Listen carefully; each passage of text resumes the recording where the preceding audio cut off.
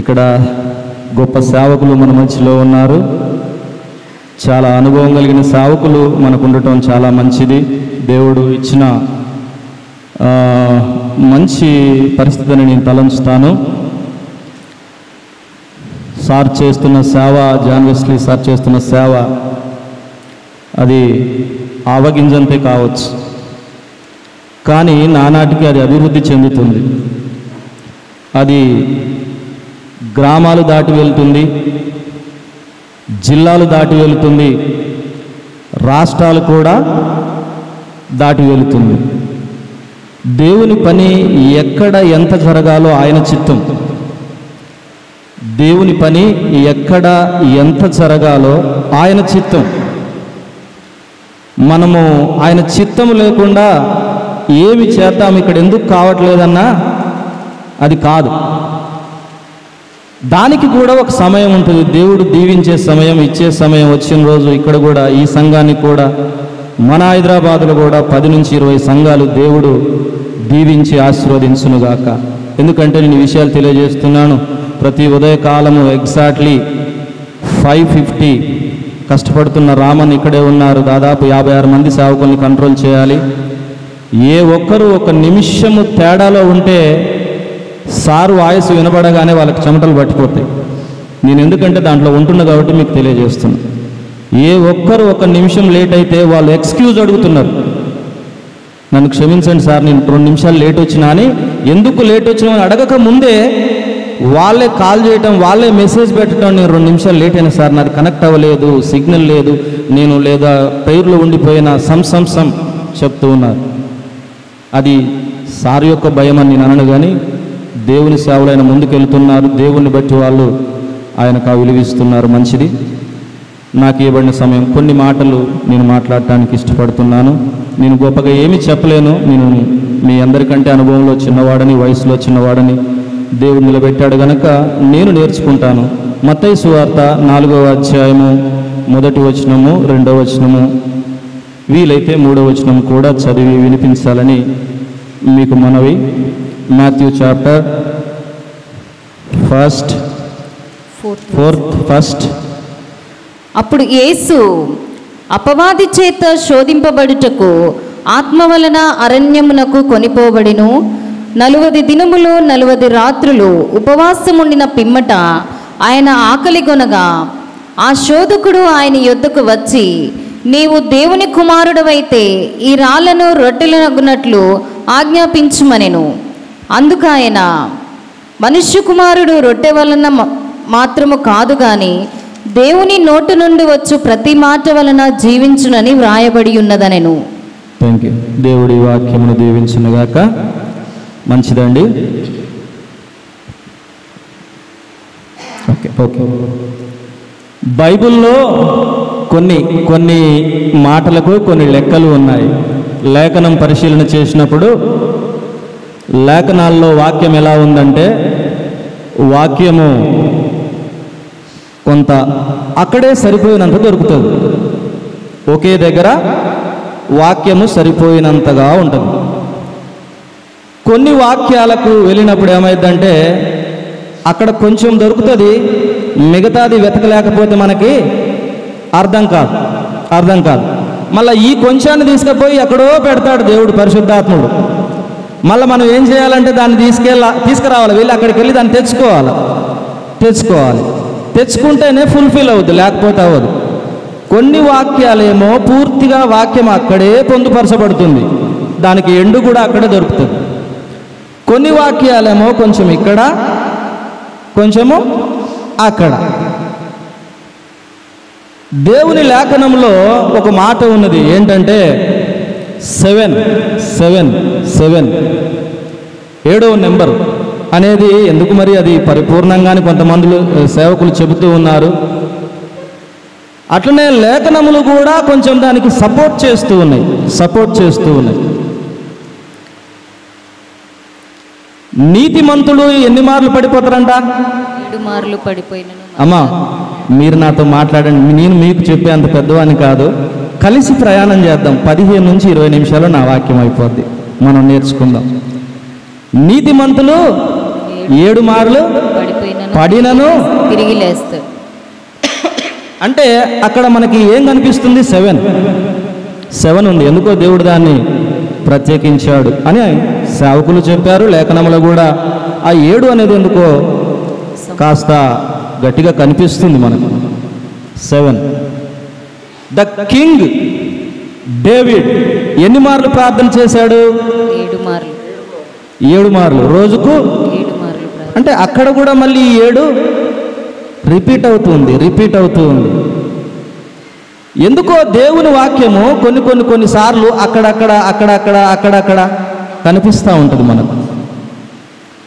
నీ సహోదరుడు నీ ఎడల తప్పిదము చేసిన ఎడల ఎన్ని మార్లు క్షమించాలంట? 77 మార్ల మట్టు. దాంట్లో కూడా ఏముంది? దాంట్లో కూడా 7 ఉన్నది. అంటే దేవుని లేఖనము చాలా జాగ్రత్తగా పరిశీలన చేయకపోతే అది మనలో పనిచేయదు. అది పని చేయాలంటే దాని లోతుల్లోకి మనం ప్రయాణం చేయాలి. దానికి ఒక మార్గం ఉంటుంది. ఆ మార్గములోనికి నేను ప్రయాణం చేయకపోతే, ఆ వాక్యములోనికి మనం వెళ్ళకపోతే అది మనకు అర్థం కాదు. అది మనకు అర్థం కాదు. దాని దగ్గరకు వెళ్తాం. ఇప్పుడు ఈ మందిరం ఉన్నది. చాలా లక్షల రూపాయలు, కోట్లు వెచ్చించి దీన్ని కట్టారు. దేవుడిచ్చిన శక్తి కొలది దేవునికి ఎంతైనా ఖర్చు పెడతాని శక్తికి మించి కట్టాడు. బయట డోర్లో ఒక లాక్ వేసిందనుకోండి, మనం బయట నుంచి దీన్ని చూడగలమా? దీని లోనికి రావాలి మనం. అంటే ఆ తాళం తీయాలి. తీస్తేనే ఈ సుందరమైన దేవాలయాన్ని మనం చూడగలుగుతాం. చూడండి, ఆ 7 అనేది ఎందుకు మాట్లాడుతున్నాడయ్యా అని మీరు అనుకోవచ్చు. ఇది 40 రోజులు కదా, అసలు ఆ 7కు సంబంధం ఏంటి?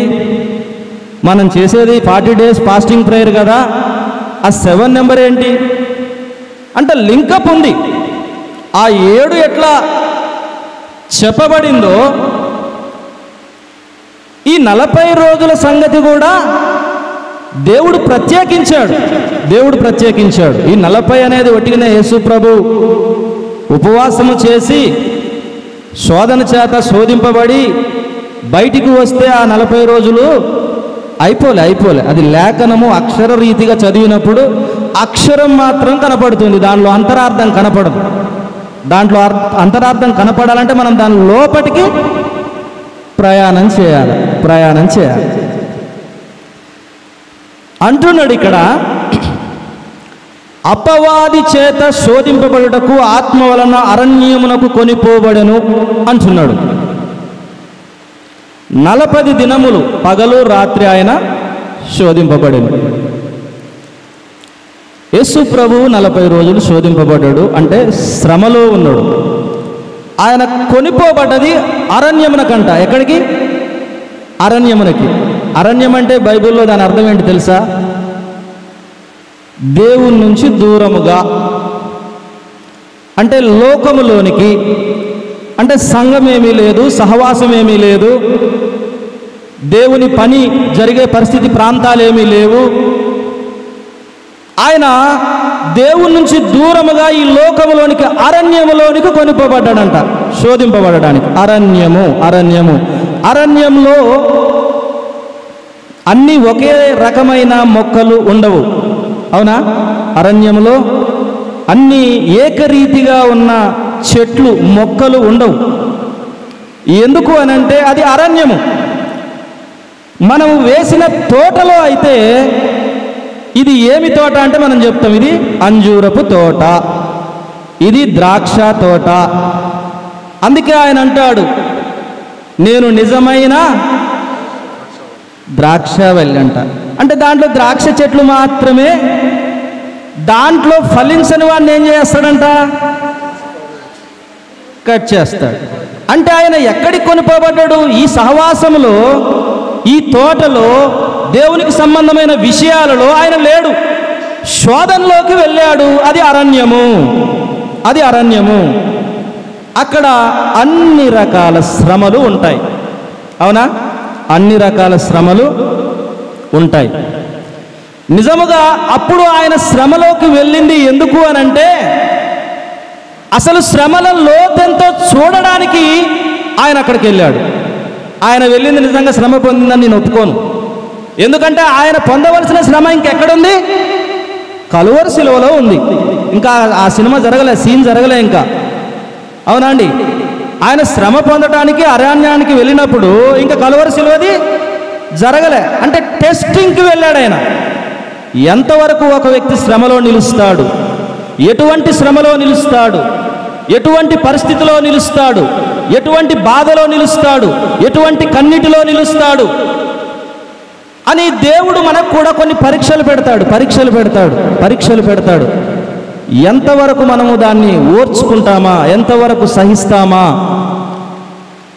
అని ఆయన కొన్ని పరీక్షలు పెడతాడు. మనం అనుకుంటాం అప్పుడు, ఇంతగానం దేవుని నమ్మినా నాకు ఇంకా ఇది కొదువుగానే ఉంది. అబ్రహాము దేవుని నమ్మినది అతనికి నీతిగా ఎంచబడింది, మంచిదే. ఏం కొదువు ఉంది ఆయనకి?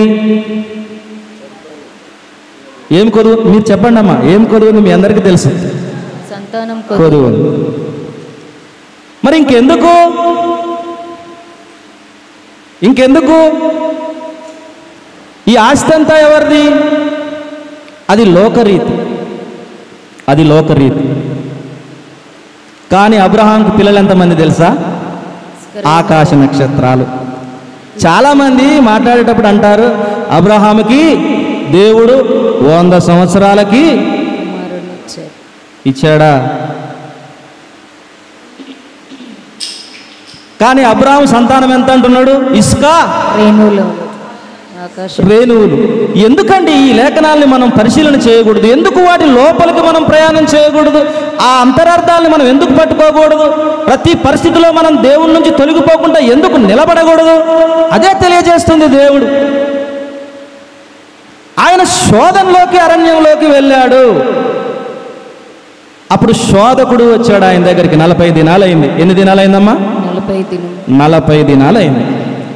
40 దినాలు ఆయన ఏమి తిన్నాడో, ఏమి తాగాడో అక్కడ ఏమీ వ్రాయబడలేదు. శోధనలో ఉన్నాడు. ఈ 40 రోజుల తర్వాత ఆయనకి ఏమైంది? ఆకలి అయింది కదా. 40 రోజుల తర్వాత ఆకలి అయింది. న్యాచురల్గా, జెన్యున్గా మనకి ఆకలి కావాలంటే ఒక పూట ఎంత? ఒక 4 అవర్స్, ఒక 5 అవర్స్, లేదా కంప్లీట్గా ఓర్చుకునే వాళ్ళు ఉంటే ఒక 12 అవర్స్, లేదు ఇంకా గట్టిగా ఉండే వాళ్ళు ఉంటే 1 డే, లేదు ఇంకా నేను చాలా ఎక్స్పీరియన్స్ క్యాండిడేట్, దేవుని లోతుల్లోకి ఉన్నా, గట్టి సేవకుని, చాలా రోజులు ఉపవాసాలు ఉన్నా అని చెప్పే సేవకులు కూడా చేసే ఉపవాసం ఎంత? 3 days. ఇక అంతకు మించి అయితే నేను చెప్పలేను. ఎందుకనంటే ఉపవాసం చేస్తా అంటారు కానీ లిక్విడ్ పంపుతారు లోపలికి, ఆహారం తినరు. ఏం పంపుతారు? లేదయ్యా నేను తినలే 5 days. లేలే, తప్పు. నీకు ఎనర్జీకి సరిపోయేంత లిక్విడ్ నువ్వేం చేశావు? యేసు ప్రభువుకి ఏ లిక్విడ్ లేదు. ఆయన శోధనలోకి 40 రోజులు వెళ్ళాడు. ఎన్ని రోజులు? 40 రోజులు. ఏ ఆహారం ముట్టుకోలేదు, ఏ లిక్విడ్ పంపలేదు. మరి ఎలా బ్రతికాడు? ఆయన అంటున్నాడు, మనిషి రొట్టెల వలన కాదు కానీ దేవుని నోట నుంచి వచ్చి ప్రతి మాట వలన. నీవు నేను జీవించాలి అంటే దేవుని మాటకున్న విలువ, దానిలో మన బ్రతుకుందని మనం తెలుసుకోవాలి. నేను ప్రతినిత్యం భయపడతా ఉంటా, ప్రతినిత్యం. ఎందుకో తెలియదు. ఒక సమస్య ఎదురు రాగానే ప్రభువా అని అడు చూస్తాను. ఎందుకు నేను ఇక్కడ పడిపోతాను? నేను కూడా అప్పుడప్పుడు అనుకుంటా, పేతురు అంత గొప్ప అని కాదు, అలా ఒక్క చీమంతా కూడా కాదు, కానీ ఆయన నీళ్ళని చూసి భయపడ్డట్టు నేను పాపం చూసి భయపడతా ఉంటాను. నేను ఇక్కడ పడిపోతానేమో, మళ్ళీ తిరిగి లేస్తే నిలబడాలి, చేసిన తప్పు చేయొద్దు, పడిపోవద్దు.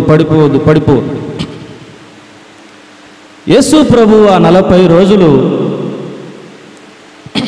ఉపవాసం ఉండి దాన్ని జయించి ఆ సాతాను తినమంటే ఆ రాళ్ళను రొట్టెలు చేసుకొని వాటి వలన కాదు కానీ దేవుని నోటి నుంచి వచ్చు మాట వలన, ప్రతి మాట వలన బ్రతుకునని తెలియజేశాడు. ఆ 40 రోజులు చాలా ఓర్చుకున్నాడు ఆయన, చాలా ఓర్చుకున్నాడు. మన విషయం మంచిది. ఇదే 40 గురించి మోషే కూడా 40 రోజులు ఉపవాసం ఉన్నాడు. మీకు తెలిసిన విషయాలే, ఏం కొత్త విషయాలు కావు. బైబిల్ మనం దాదాపు 20-30 సంవత్సరాల నుంచి తిరిగేస్తున్నాం కనుక ఏ సేవకుడు చెప్పినా ఏదో ఎల్లిపాయ తాలింపు వేసినట్టు, ఎండుమిర్చి కనపడట్టు అన్నీ అక్కడక్కడ కనపడుతూ ఉంటాయి వాక్యాలు. మంచిదే. 40 రోజులు మోషే ఉపవాసం ఉండడానికి ఇష్టపడ్డాడు. యేసు ప్రభు అంటే తండ్రి చేత పంపబడ్డాడు. ఒక కార్యము జరిగించవలసి ఉన్నది. ఆయన ఖచ్చితంగా అవి ఓర్చుకోవాలి, ఆ శ్రమ పొందాలి, ఆయన శరీరం అందు ఆ విషయాలు జరగాలి, ఆయన నలగొట్టబడాలి, ఆయన విరగొట్టబడాలి, ఆయన రక్తము చిందించాలి. ఇవన్నీ జరగవలసి ఉన్నది కనుక ఆయన ఎప్పుడూ తండ్రి ప్రణాళిక ఏమై ఉన్నదో దాన్ని మించకుండా ఆ గిన్నె అతని యొద్దకు వచ్చినప్పుడు, ప్రభువా నీ చిత్తమైతే దీన్ని తొలగించు, కానీ నీ చిత్తమే అంటే ఎక్కడో కొంచెం ఆయనకు కూడా శరీరం దాల్చాడు గనక, ప్రభువా ఇంత కష్టంగా అనిపిస్తుందే, నీ చిత్తమైతే కొంచెం తొలగించవా, కానీ నీ చిత్తమే.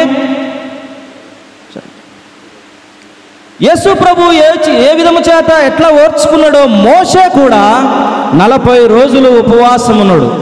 ఎందుకు అనంటే యేసు ప్రభువుకు ఒక ప్రణాళిక ఉన్నది, తండ్రి చిత్తాన్ని నెరవేర్చాలి ఈ భూమి మీద.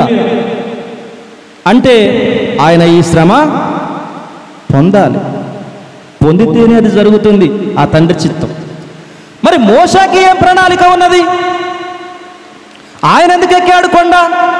ఆయన ఎందుకు ఉన్నాడు 40 రోజులు ఉపవాసం? అంటే దేవునికి ఇష్టమైన వ్యక్తి మోషే దేవునికి చాలా ఇష్టమైన వ్యక్తి. ఎందుకో చెప్తాను. మోషే కూడా ఒక తలంపు ఉన్నది. ఇశ్రాయేలీయులను బాధించుట ఆయన చూడలేడు, ఇశ్రాయేలులను శ్రమ పెట్టుట మోషే చూడలేడు. అందుకే ఒక వ్యక్తిని ఒక గుద్దుతో గుద్ది ఎక్కడ చంపేశాడు? ఇసుకలో చంపేసి పాతి పెట్టాడు. అంటే దేవుని ప్రణాళిక ఏంటి? ఇశ్రాయేలులను ఐగుప్తు నుంచి విడిపించాలి, ఆయనకు ఒక వ్యక్తి కావాలి. ఆ తలంపులు కలిగిన వ్యక్తి మోషే. ఇశ్రాయేలుని ఒక దెబ్బ కొట్టినందుకే ఐగుప్తుని ఏం చేశాడు?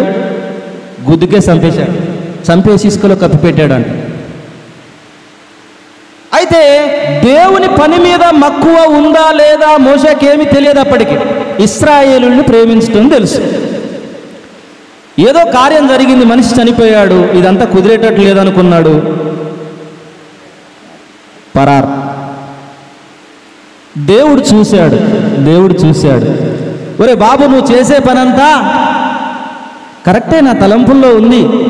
ఇశ్రాయేలుని ఇనుప కొలిమిలో నుంచి ఐగుప్తు నుంచి నేను బయటకు తీసుకురావాలని నేను అనుకున్న తలంపుల్లో నా కార్యం నీలో జరిగేటట్లు ఉంది.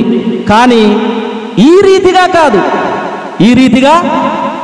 కాదు, నీవు నేర్చుకోవాలి, నీవు శ్రమను ఓర్చుకోవాలి.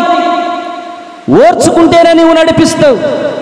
నువ్వు శ్రమను చూడకుండా, శ్రమను ఓర్చుకోకుండా, శ్రమ గురించి తెలియకుండా నీవు నాలో నిలబడలేవు. అప్పుడు దేవుడు ప్రణాళిక మోషే మీద ఏమైంది? తీసుకెళ్ళి అరణ్యమందు గొర్రెల దగ్గర వాళ్ళ మామ దగ్గర 40 సంవత్సరాలు పడేశాడు. మళ్ళా ఈ నెంబర్ ఎంతమ్మా? ఆ 40 మీదనే మన ప్రయాణం. ఈరోజు మన ప్రయాణం అంతా ఆ 40. ఎక్కడ చూసినా 40. ఏంటి ఆ 40 రోజుల ఉపవాసం ఏంటి? ఆ 40 రోజులు పర్వతం మీద మోషే ఏంటి? ఆ 40 సంవత్సరాలు ఆ 40 సంవత్సరాలు ఆ గొర్రెల మేపుడు ఏంటి? ఈ లింకప్ ఏంటి? ఇప్పుడు మోషే నేర్చుకుంటా ఉన్నాడు, కానీ ఆయనకు తెలియదు. నేను గొర్రెలు కాస్తున్నా అనుకుంటున్నాడు. ఆయన ఏమనుకుంటున్నాడు? ఒక వ్యక్తిని చంపా, నేను పారిపోయా, మామ దగ్గరకు వచ్చా, ఏదో బ్రతకాలి, చచ్చిపోవద్దు కాబట్టి నేను గొర్రెలు కాసుకోవడానికి మా మామ దగ్గర చేరా అనుకుంటున్నాడు ఆయన. కానీ తండ్రి అయిన దేవుని ప్రణాళిక ఆలోచన వేరే. గొర్రెలు కాయడం అంటే అంత ఆశయమాశ వ్యవహారం కాదు, కానే కాదు. ఇంకా మనుషులన్న కొద్దిగా నయమేమో కానీ వాటిని మనం కాయలేము. ఎందుకనంటే వాటికి బ్రెయిన్ తక్కువ, బ్రెయిన్ కొంచెం తక్కువ. మంచిది. 40 సంవత్సరాలు గడిచిన తరువాత దేవుడు తీసుకోవాలని ఇశ్రాయేలు ప్రజలు నడిపించడానికి అప్పుడు అనుకున్నాడు. దేవుడు మంద దగ్గర పెట్టాడు మోషేను. ఈయనేమనుకుంటున్నాడు, నేను సహజంగా గొర్రెలు కాస్తున్నా, దినాలు గడిచిపోతున్నాయి, నా జీవనం సాగిపోతుంది, ఐగుప్తులు ఎవరైనా చూస్తే నన్ను చంపుతారేమో, నేను ఇక్కడ మంచిగానే ఉన్నా, నాకు సానుకూలంగానే ఉంది అని ఆయన తలంపుల్లో ఉంది. కానీ ఏ వ్యక్తినైతే దేవుడు పట్టుకున్నాడో ఆయన ఉద్దేశాలను నెరవేర్చకుండా వదలడు దేవుడు. ఎవరు ఆపినా ఆగదు. ఎందుకు అనంటే ఆయన తలుపు తీయగా వేయువాడు ఎవడు అని దేవుని వాక్యం సెలవిస్తుంది. ఇప్పుడు మోసే 40 సంవత్సరాలు గొర్రెలు కాసేటప్పుడు ఆ మంద ఎంతో చికాకు పెడుతుంది. ఆ చికాకునంతా ఓర్చుకుంటున్నాడు, నేర్చుకుంటున్నాడు. ఓపిక, సహనం, పట్టుదల కలిగి వాటిని మేపటం స్టార్ట్ చేశాడు. ఎందుకు? ఆయనకు తెలియదు గొర్రెలు మేపాలంతే. నా తండ్రికి తెలుసు. ఎందుకయ్యా అంటే 430 సంవత్సరాలు బానిసత్వంలో ఉన్నానని 6 లక్షల కాల్బలాన్ని ఆయన బయటికి నడిపించాలా. ఈ గొర్రెల్ని మాత్రమే నడిపించడం చేత కాకపోతే నా ప్రజలను నువ్వు ఎలా నడిపిస్తావు? అందుకే నువ్వు శ్రమని ఓర్చుకో.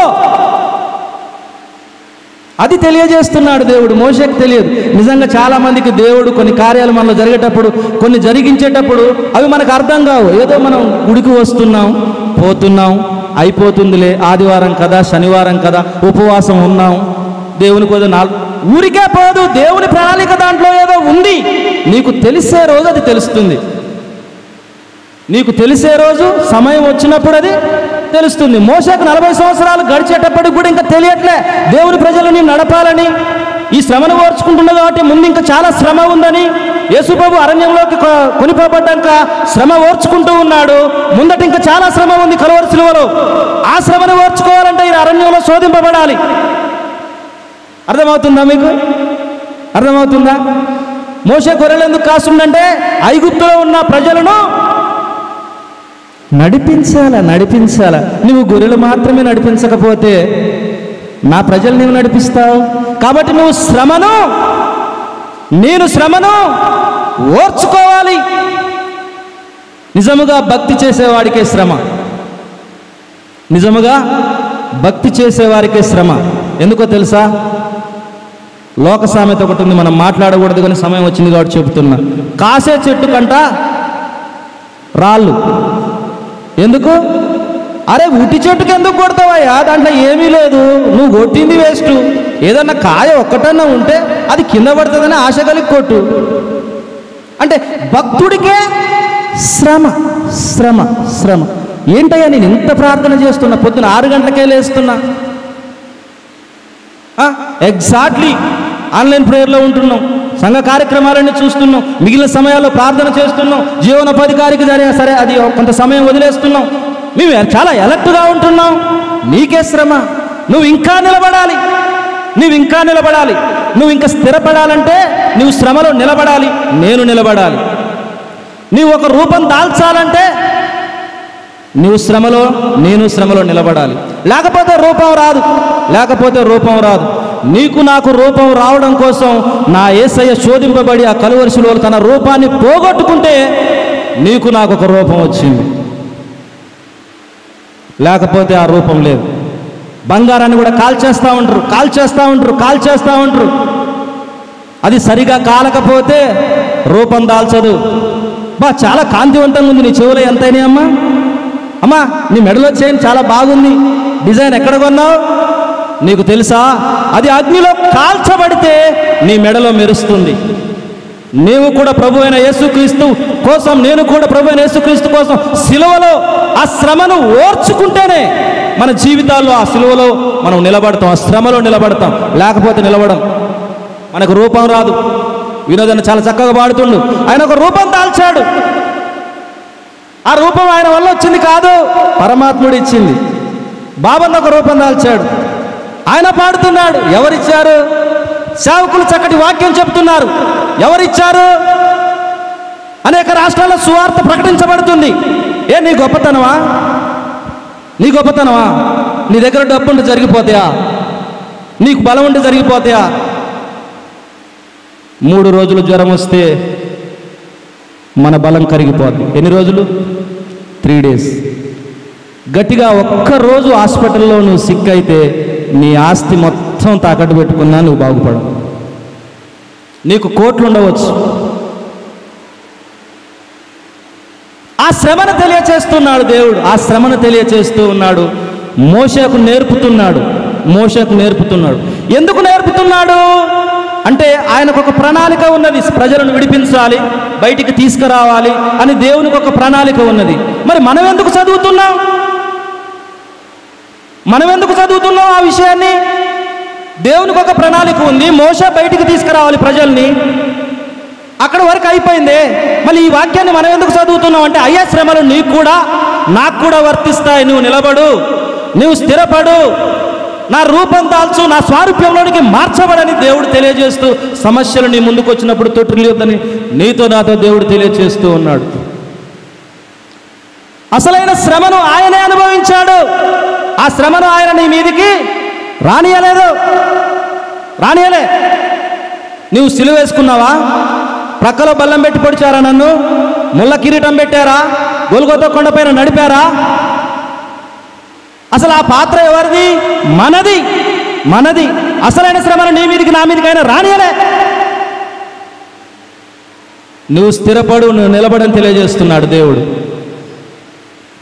మనం దాల్చుతున్న రూపం ఎక్కడ చెదిరి మళ్ళీ సాతాను వలలో చేతిలో పడిపోతామని అనునిత్యం మనల్ని సహవాసంలో పెంచి పోషిస్తున్నాడు దేవుడు.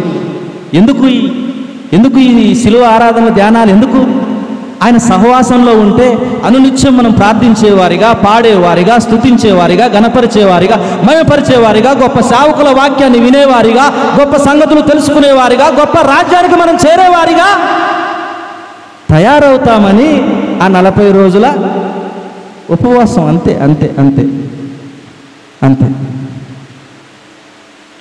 దేవుడు చాలా గొప్పవాడు. 40 రోజులు ఆయన ఉపవాసం చేశాడు. 40 రోజులు ఆయన కొండ మీద ఉంచాడు దేవుని వాక్కు ఆయన చేతికి రావడానికి. 40 సంవత్సరాలు ఆయనకు నేర్పాడు. ఎలా గొర్రెలు కాస్తానో చూస్తున్నా, రేపు నా ప్రజల్ని నీవు కాయాలి. ఒక గొలియాత్ అనేవాడు ఒకడు ఉన్నాడు, మీ అందరికీ తెలుసు. వాడు కూడా ఆ బేర మీద చేరి 40 రోజులంట. ఎన్నంట మళ్ళీ? వాడు 40 రోజులు కూస్తున్నాడు కూత. మీ దేవుడు ఏమీ చేయలేడు, మీరు ఏమీ చేయలేరు. వాడు ఏం చూసుకుంటుండో? వాని చేతిలో ఉన్న ఖడ్గం చాలా పెద్దది, వాని ఈట చాలా పెద్దది, మానవుడు నడిపే దోణెవంత పెద్దదని చెప్పి రాయబడింది. వాడు చాలా హైట్ ఉన్నాడు. ఒక వ్యక్తి వెళ్ళి వాడిని గెలవటం చాలా కష్టం. ఏ వ్యక్తి చూసినా పై రూపాన్ని చూసి పడిపోతున్నారు. ఇదేం పిట్ట కథలు కావు, భూమి మీద కథల పుస్తకాలు రాయలే. జరిగిన విషయాన్ని దేవుడు నేరుగా జరిగించి ఆ కార్యాలను మనకు తెలియజేస్తున్నాడు. ఎటువంటి సమస్యనైనా జయించడానికి నీకు చేత కాదు, నాకు చేత కాదేమో కానీ ఆ శ్రమ నుంచి విడిపించడానికి నేను సమర్థుడిని ఆయన తెలియజేస్తూ ఉన్నాడు. 40 రోజులు చూస్తూ ఉన్నాడు దేవుడు. నువ్వు కుయ్యిరా బాబు, కుయ్యి, ఏం కూస్తావో నేను చూస్తా. 40 రోజులు అయిపోగానే 41వ రోజు ఒకరిని పంపాడు. వాడు ఏదైతే చూసుకొని మురుస్తున్నాడో కత్తి డాలుని పట్టుకొని, నా దేవుడు పంపిన దావీదు దగ్గర అవేమీ లేవు, ఒట్టిగా కర్ర పట్టుకొని పోతున్నాడు.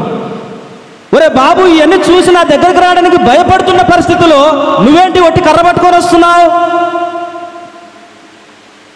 ఇశ్రాయేలు శ్రమలో ఉన్నారు. ఆ రోజు సౌలు రాజుగా ఉన్నాడు. రాజ్యము పడిపోయే పరిస్థితిలో ఉంది. నిలబెట్టుకునే పరిస్థితి వాళ్ళ దగ్గర లేదు. ఆ రోజు నా దేవుడు పంపాడు, ఒట్టిగా కర్రిచ్చి పోరా బాబు, ఆ సంగతి ఏందో చూడుపో. దావీదు వయసు ఎంత? దావీదుకు అనుభవం ఉందా? దావీదుకు కత్తి వాడటం వచ్చా? దావీదుకు డాలు తిప్పటం వచ్చా? ఆయనకు ఒడిశాల తిప్పటం వచ్చు. కత్తి తిప్పటం రాదు. ఆయన గొర్రెల కాపరండి, ఆయన కత్తి తిప్పటం రాదు. ఒకటే దెబ్బ కొట్టాడు, ఒకటే దెబ్బ. 40 రోజులు చూశాడు దేవుడు, 40 రోజులు చూశాడు. శ్రమ మిమ్మల్ని నన్ను అనేక సార్లు ఒత్తిడికి గురి చేయవచ్చు. దాన్ని జయించే విధానము మనం పరిశీలన చేయాలి. ప్రతి వ్యక్తికి సమస్య రావచ్చు, ఏ వైపు నుంచైనా. అయ్యగారు కావచ్చు, అమ్మగారు కావచ్చు, సంఘ విశ్వాసులు కావచ్చు, యవ్వనస్తులు కావచ్చు, వృద్ధులు కావచ్చు, బాలులు కావచ్చు. అది సమస్య ఏదైనా కావచ్చు ఒక వ్యక్తిని ఒత్తిడి చేయడానికి.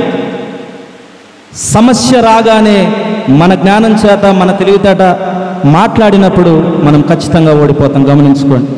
సమస్య మనకు పెద్దదే, కానీ నా దేవునికి చాలా చిన్నదండి. అది చాలా చిన్నది. ఎర్ర సముద్రం కంటే పెద్దదా? కాదు, చాలా చిన్నది. ఆ 40 రోజులు ఆయన శోధింపబడ్డాడు. మరలా శోధింపబడటానికి అక్కడ టెస్ట్ అయి ఇంకా శ్రమని ఓర్చుకోవడానికి ఆయన అడుగులు ముందుకి వేశాడు.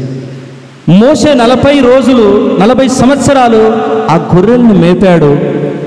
40 సంవత్సరాలు ఇశ్రాయేలును నడిపించడానికి అంతకంటే ఎక్కువ శ్రమ, గొర్రెలు నడిపిన దానికంటే కూడా ఎక్కువ శ్రమ ఇశ్రాయేలులను నడపటంలో పడ్డాడు. ఆయన ఇశ్రాయేలును నడపటంలో పడ్డాడు.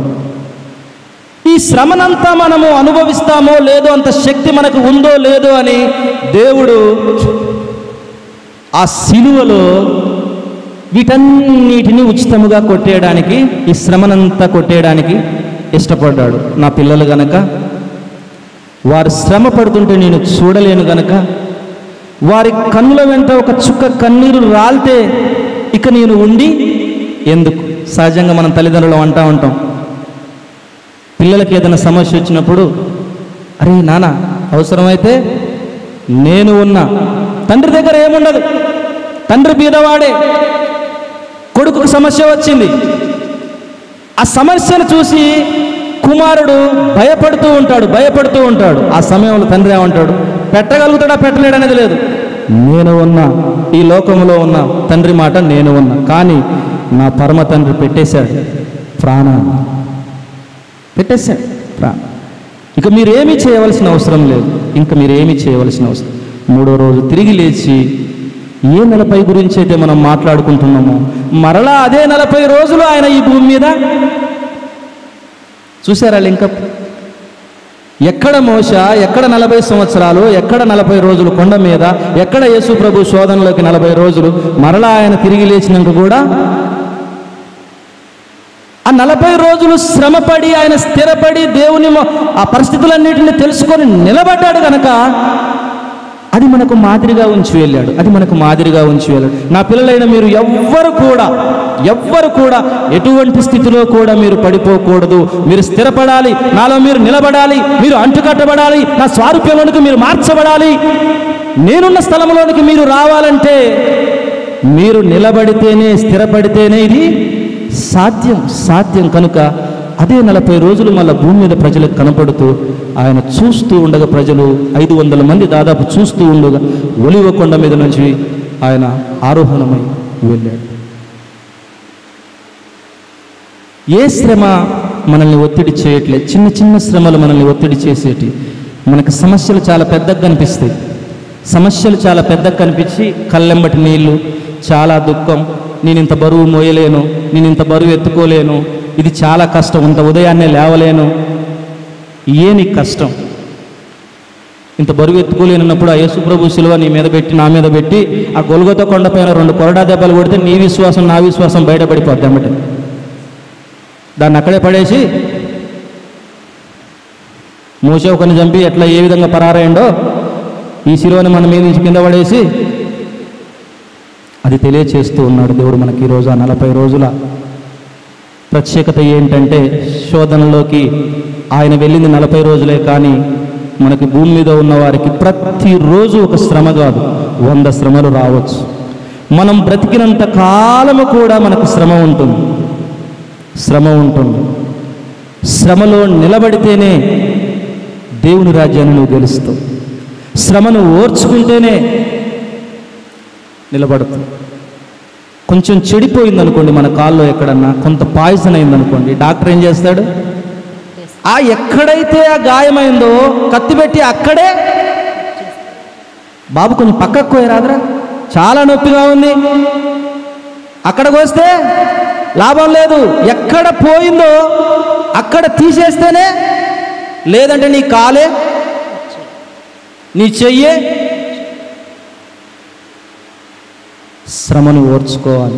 శ్రమను ఓర్చుకోకపోతే నాకు నొప్పి లేస్తుంది, నువ్వు కట్ చేయొద్దు, ఆ చెడిన భాగం తీయొద్దు అని ఊరుకుంటే నీ కాలు పోతుంది, తర్వాత ప్రాణమే పోతుంది. నేను శ్రమలో ఓర్చుకోవాలి, శ్రమను నిలబడాలి. ఇప్పుడు చూసే శ్రమలు కాదు, దేవుడు మన ఆయుష్ పొడిగిస్తే రానున్న శ్రమలు చాలా గొప్పవి, అవి చాలా గొప్పవి. ఒక తేలు కుడితే 6 నెలలు బాధ ఉంటుంది, ఆ తేలు ఊక కుడుతూనే ఉంటుంది, దానికి వేరే పని లేదు.